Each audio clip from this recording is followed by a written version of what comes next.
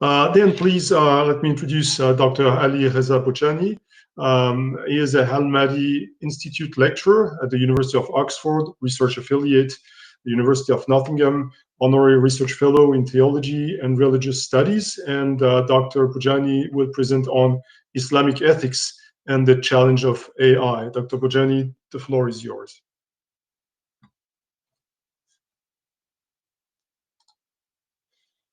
Yeah, it's a privilege to have this opportunity to share some very initial thoughts, actually, about Islamic ethics and the challenge of AI. So building from some of the things, some of the very insightful things that Professor Emma has just said, to give us an insight into epistemology and ontology, actually, of ethics, and which maybe is under the radar when it comes to considering AI ethics.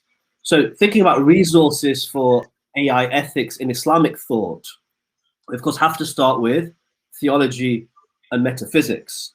And very, very briefly, of course, for Muslims, God is considered to be one. He's considered to be the source of all existence and the source of all life. Of course, my emphasis there on all life is intended within this context. Existence has purpose. Humans are seen as stewards returning to him.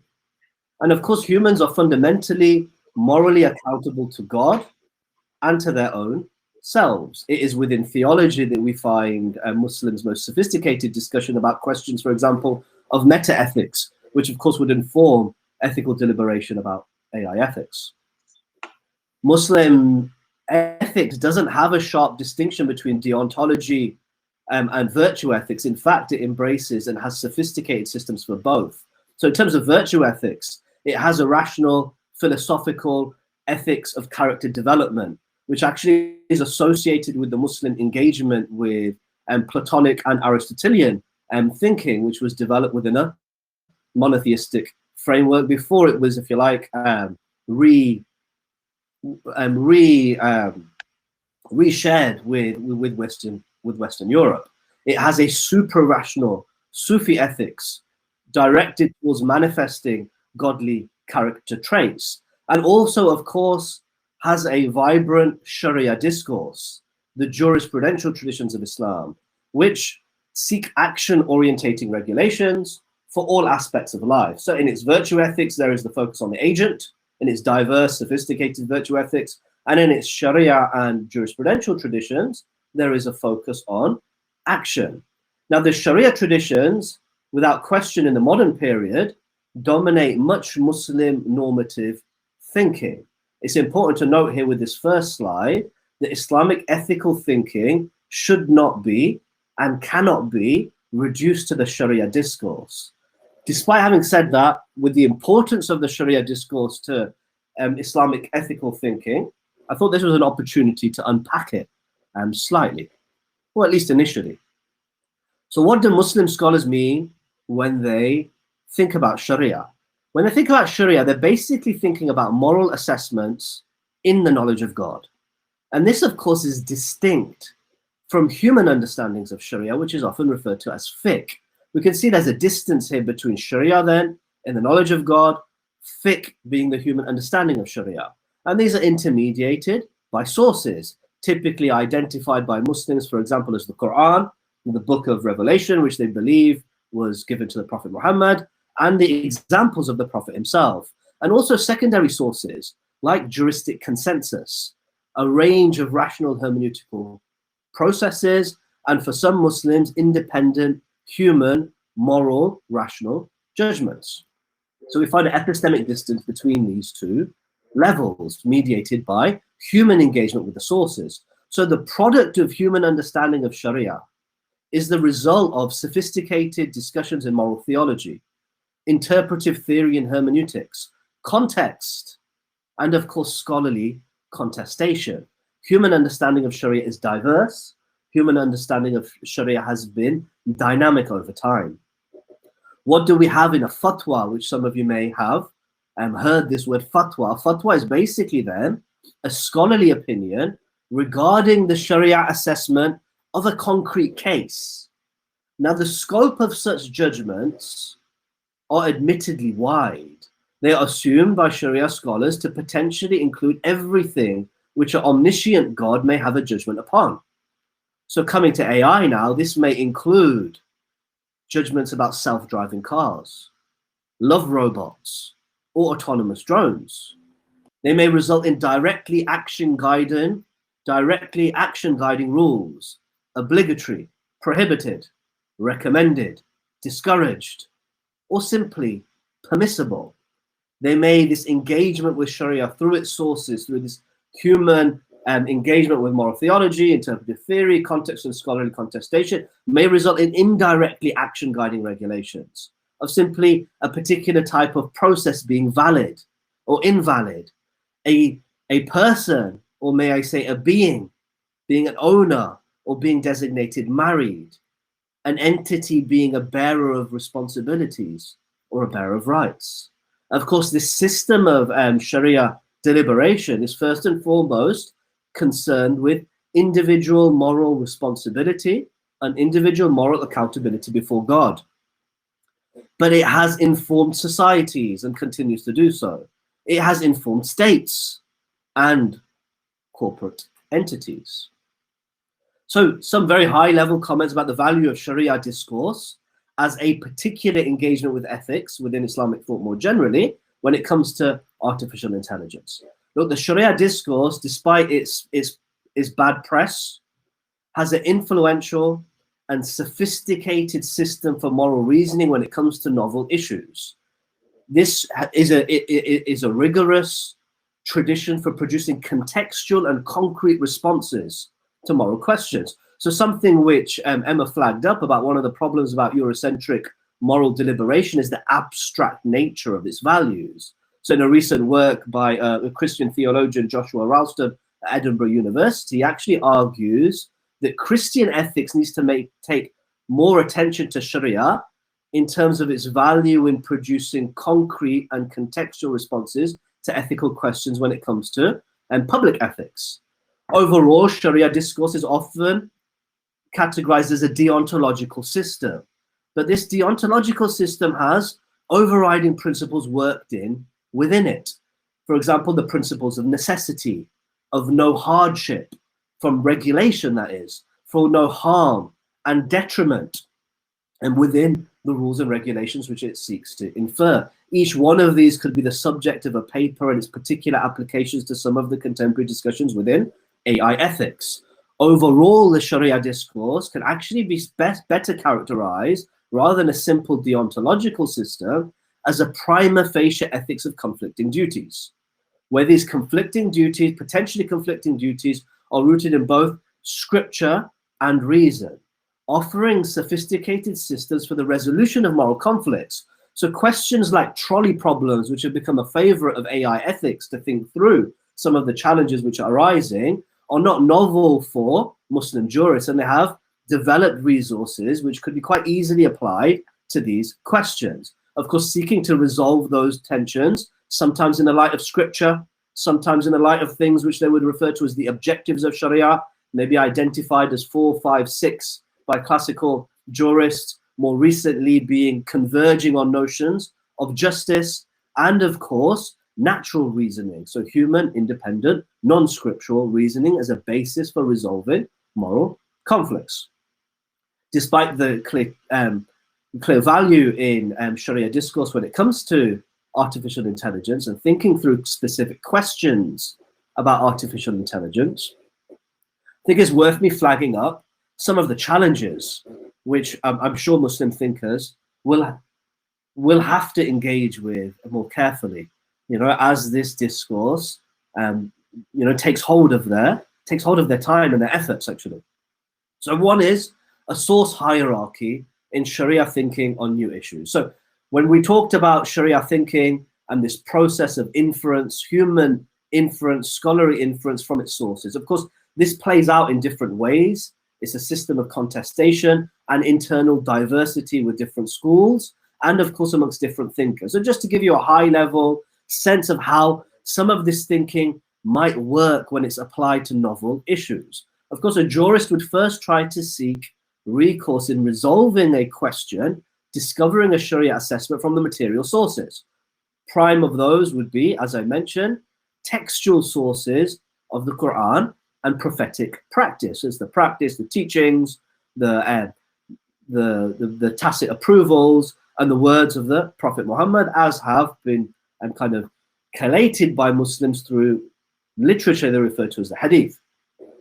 Now, when it comes to a new issue now, a novel issue, or supposedly novel issue, a jurist may ask, can this novel issue be subsumed within a pre-existing category of Sharia assessment? So as a hypothetical example here, consider licit sexual partners. Licit sexual partners identified within scripture, apparently at least, don't include love robots. So it would be rather straightforward for a Sharia jurist to come to a position that the use of love robots for sexual gratification is prohibited or impermissible.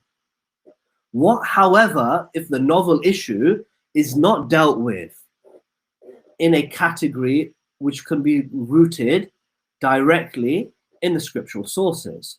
Then the jurists turn to a range of different inferences, rational inferences, hermeneutical methods, and principle. I flag up just two important ones, which we've seen play out in bioethics, Muslim engagement with questions of bioethics, to just demonstrate the diversity which could come about and some of the challenges therein. So slippery scope arguments, again, familiar to those who are thinking about ethical challenges of AI, are very important. On the other hand, we have principles of exemption and permissibility. Slippery scope arguments, technically referred to, for example, as Sadd al-Dhari'ah, would seek to prevent a possible harm by prohibiting something permissible. So an autonomous drone or an autonomous machine in itself to use and create might be quite possible, but the fear of what that may lead to may encourage a jurist to prohibit it. A suspicion of risk can thus lead to radical conservatism. On the other hand, an important jurisprudential principle are those two related principles, Asarat al-Ibaha and Asarat al-Bara'a. I won't go into the technicalities of these here. Basically, we're in absence of legislation here, and they're talking about divine legislation here, so an absence of clear legislation within the Quranic and prophetic discourse, or a doubt regarding a duty, a moral duty, allows an assumption of permission or immunity. This leads to a radical permissiveness. So if we think about machine learning, since it's not something which is covered by the text, we can be assumed to allow for it, irrespective of its potential ethical and societal challenges. Amongst the challenges, second slide on challenges, and then I move to some concluding comments. So a challenge which has been demonstrated in contemporary and modern recourse to Sharia discourse by Muslims in responding to, if you like, contemporary challenges is its atomism.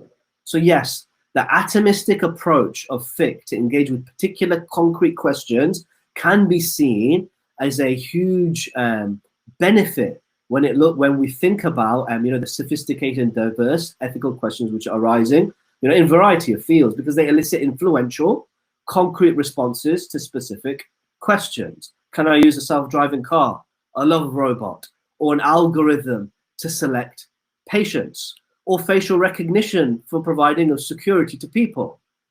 Despite this value in the atomistic approach has been proven prone to instrumentalization, if you like, by context, as Emma was referring to earlier on. And we see this, for example, in the contemporary discourse of Islamic finance, which has been described by some commentators as actually leading to the bastardization of Islamic finance. Modern Islamic finance is a $3 trillion business, roughly. And what we have found is that legal arbitrage and financial engineering has allowed contractual forms to be developed, which can be deemed permissible by Sharia jurists, which actually just allow for rampant capitalism at the expense of Islam's socio-moral goals, which are rooted in its theology and its metaphysics. We can see this challenge of instrumentalization in some aspects of contemporary Islamic medical ethics, where either The language of Islamic jurisprudence and Islamic ethics more generally is simply used to validate Eurocentric frameworks, or is issued in a moral vacuum, through concerns of, as I put, conservatism and blocking the means and slippery slope arguments, or permissibility and permissiveness, actually driven by state logic and identity politics. So concluding, and I hope I'll finish within my 20 minutes, when we think of Islam and the big questions of artificial intelligence, I have no doubt that Sharia discourse has much to offer, not just for the 2 billion Muslims around the world. 2 billion Muslims, by the way, who are, are informed by Sharia discourse and actually live in transcultural settings. So, of course, Sharia discourse informs Africans, informs Malaysians, informs Indonesians, informs Arabs, informs Europeans, informs Americans, informs South Americans. So you have 2 billion Muslims who can be informed by Sharia discourse. And also, I believe it has much to enrich broader conversations about whether it's international regulation or on mutual engagement around such questions. But the questions of trust, privacy, consciousness, progress, and life itself, which are being raised by artificial intelligence and the impressive progress within the field, I believe demand much, much more, particularly in the context of the self-interest of nation states and multinational corporations. Muslims have no fundamental problem with technological and scientific progress. In fact, Muslims of the past and the present, on an individual basis, have been and continue to be at the forefront of development and adoption of technologies. The challenge, it seems, is to ensure that the progress which this technology and science is being driven towards, for Muslims at least, is consistent with the broader theological and ethical commitments of Islam, that all creation belongs to God and returns to Him, and that our success, human success, is in our stewardship, if you like, our duty of care for each other and for the world that we live in whilst we are here. Thank you very, very much for listening.